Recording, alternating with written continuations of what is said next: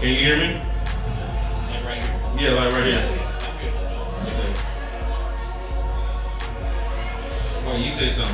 Alright. Was that good enough or do I need to say some more? I think that's it. You know why? Why? Because you're on the NC Brew Crew right now. No! That's it. Right on. That Are we live? is it. Is this live? Is it live? It's recorded. Okay, alright. That's But, I mean... You can edit, like, if I say something I'm not supposed to say. No, yeah. Okay, alright. But 90% of the time I don't do that. Okay, alright. That's fine. That is what it is. It is windy. Just a little bit. You hear the wind. Yeah. It's it's blowing that advertisement right across the... That's it. That is it. Promise awesome. Mangle. Out here at MVP Fest. Beer Fest. I got somebody. I'm tasting their beer for the first time. But let everybody know who you are. My name is Ryan Roberts. I'm with the R&R Brewing Company out of Mount Olive, North Carolina. I'm the owner, the bartender, the janitor, or whatever I need to be at any given point in time because we're like 9 months old. We're coming up on a 1 year anniversary here in October, and we've been running 90 miles an hour, man. Just what you got right there is actually a Hefeweizen, peach Hefeweizen, called Peaching to the Choir, because apparently I like to get on my soapbox and preach to everybody while I'm in there talking about spreading the good word of beer. Anyway, have you tried it yet? I haven't. We're about to get into it. All right, let's do it. But I did hear, for a second, before I taste this, I did hear somebody won third place in NC Brew Cup thing, whatever. Yep. What happened? You may or may not have heard. I don't know, because I'm probably the happiest third place person in the world right now. But yeah, we took a risk because we're, like I said, we're young. And that we're part of the NC Craft Brewers Guild, and they hold the NC Brewers Cup. We submitted 3 beers: our Amber, Good Help Amber, our Milk Stout. It's all downhill from here. It's the name of the Milk Stout, and then the Farmer's Hours Saison, traditional Belgian Saison, and we actually placed 3rd in the Belgian and French ales category for Farmer's Hours. So it's a 6.9% ABV. 24 IBUs, and true to style, very traditional, and I was freaking stoked, man. When I thought I was gonna get to sleep in, and they released the results, and my wife called me about 4 times. I thought, the dog had died or she got accident. I didn't know what had happened. The dog died. Yeah, well, I mean, my sleep is few and far in between. So whenever she called it many times, I was like, somebody better have had something go on that was big, and turns out it was us. So that's crazy. Yeah, man, it was awesome, man. I'm like I said, I was probably the happiest third place person you ever seen in your life. Hey, I understand. Yeah. So I mean, how did you get into brewing beer, or you and your wife? How did y'all get into that? Actually, Mount Olive is a little smaller. Okay. I think so. Isn't it a smaller town? Mount? Oh yeah, it's super small. Well, it's like 4,500 people. It's about Duck Rabbit is in Farmville. Yeah. It's about the same size as Farmville. Gotcha. Yeah. Gotcha. But yeah, my wife actually bought me a homebrew kit, about like anybody else. Sitting at home messing around with it, but I'm one of those people. My OCD kind of gets the better of me, and it's like I brewed a batch of beer, and I was like, I could tweak it a little bit. It could be a little bit better, and of course, like it turned into one of those really expensive hobbies, and everybody in my family was like, look, you've got like 50 gallons of beer sitting in the back of your house. Either you've got a problem, or you need to find out how to sell this stuff. Because I was making it more than I was drinking it, which I guess is a good thing, especially now, But yeah, it just kind of, it wasn't like I woke up one morning and was like, I'm gonna open up a brewery. It didn't just happen like that. Some people have that epiphany, and for me, it was like enough things kind of fell into place. I came into this warehouse and it already had a forklift. It was completely blank. I was like, this might make a legit brewery, and it's right beside the University of Mount Olive, and I was like, I don't see the university going anywhere anytime soon, and I've been working on the recipes, and at a certain point though, what's really funny, and anybody in the brewing industry will tell you, is brewing is 90% cleaning and very little about actually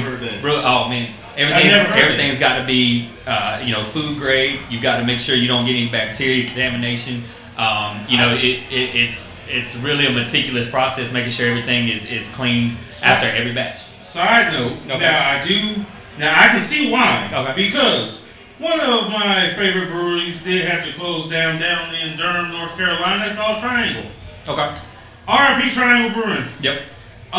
Something happened, some bacteria got somewhere, something wasn't as clean as it needed to be, and I think a couple people got sick, and the brewmaster got excommunicado. You know, trying to, you know. Well, that's it was bad. It was, yeah. It was horrible. And that's the thing is like when the health department comes in, if you're doing it the right way, they don't even have to do nothing. They know that you're so meticulous about the cleanliness and that the food grade. I mean, we go above and beyond. We have a very strong caustic, very strong acids, and then sanitizers. So I mean, we try to go above and beyond to make sure we're providing the best product, because again, you got all this competition out here, and the brewing community is very friendly competition, but still, you want to, if you're going to put your best foot forward, you got to have good water, you got to have clean, everything's got to be clean, your hoses, your pumps, your tanks, everything. So I mean, cleanliness is next to holiness on that one, you know. I mean, it puts you up there. So I mean, that's it. All these beers, after every batch we run, I mean, we spend more time cleaning than we did actually making the beer. That's a wow. Yep. Wow. And that's true for any brewery you talk to. That's gonna be true. Unless they have some bacteria infection and all that. So I'm not gonna get into that. I learned something new today on the NC Brew Crew. We got done with that part. So let's get to the best part. This beer. Now you said this is a peach Hefeweizen. It is. It is a Hefeweizen. It is true to style, except that we added some peach during the fermentation process. Gotcha. That's I think that's the third batch we've done of that one. The first batch, it came through a little strong, and we still believe that beer should taste like beer when it's all said and done. I don't want somebody to drink a beer and then feel like they just had like a milkshake, or feel like they just had a fruit pop or something like that. Gotcha. So it's gonna be a little hazy. It's still gonna be a light body. It's gonna be easy to drink.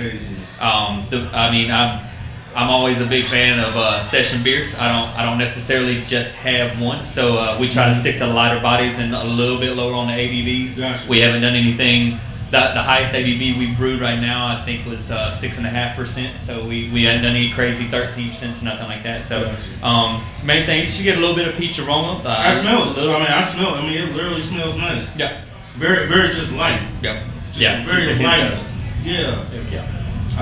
You already explained the color. I don't have to go through that. Yeah. I see. Hey, let's get into the taste. Okay. Wind is taking everything.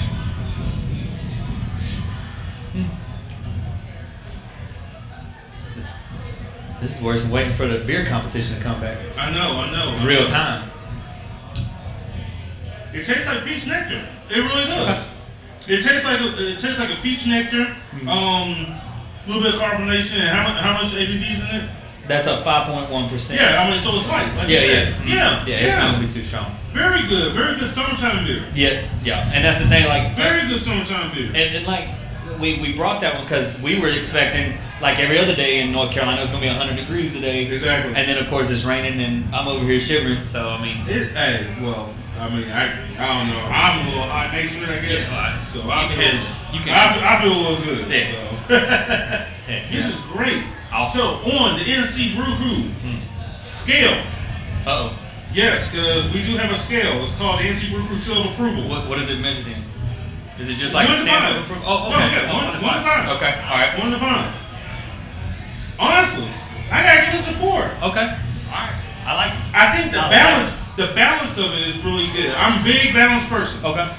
I'm a big balanced person. I don't want to have too much overpowering one thing, or it's too boozy, or it's like, so if you got that balance on it really good, you're gonna hit a 4 or a 5. But see, that's what I hate, like about a Belgian triple or something like that, and it's a 9% or a 10%, and like that's all I get on that aftertaste, and it sticks with you. Yeah. And I mean, I don't like that, but I mean, that's awesome, man. So I'm gonna give this a 4. I want a medal for that. I want to put that one on my neck and wear it. You gotta get some medals. I gotta get some medals. Heck yeah. I'm gonna get some medals. Hey, there you go. Promise Man, NC Brew Crew. They do have one more. Yep. I'm going to taste it. I'll probably taste it later because we got 35 other breweries here. 34 now. You gotta make your rounds, man. I gotta make my rounds. Yeah. That's what it is, brother. Nice to meet you. I appreciate it. Hey, Promise Man, NC Brew Crew, MVP Beer Fest down here at Dash Stadium. Heard that. Hey, we'll see y'all in a little bit. All right.